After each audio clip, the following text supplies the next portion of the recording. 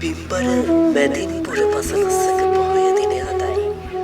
තුන්ලෝ කාග්‍ර වූ සම්මා සම්බුදුරජාණන් වහන්සේ 20000ක් පමණ ආර්ය මහා සංඝයා පිරිවරාගෙන සුද්ධෝදන පිය රජතුමාට කිඹුල්වත්පුර සකීය ඥාති වර්ගයා වෙනුවෙන් ධර්ම දායාදය පිරිනැමීමේ අරමුණෙන් ඓතිහාසික ගමනක් කරපු මංගල දිනය අදවන් මැදින් පුන් පොහෝ දිනක සිදු විය.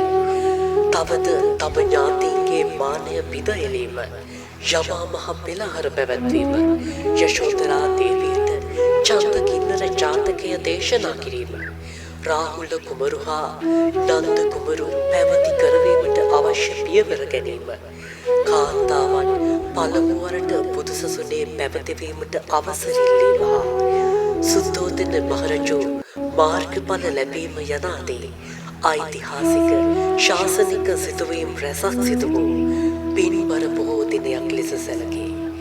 සම්බුදු චරිතයේ ආදර්ශයන් ජීවිතයට ගලපා ගනිමින් දාන, සීල, භාවනා යන ත්‍රිවිධ පුණ්‍ය ක්‍රියාවන්හි නිරත වෙමින් ආධ්‍යාත්මික සුවය සලසාලන පින්බර මැදින් බොහෝ දිනයක් වේවා.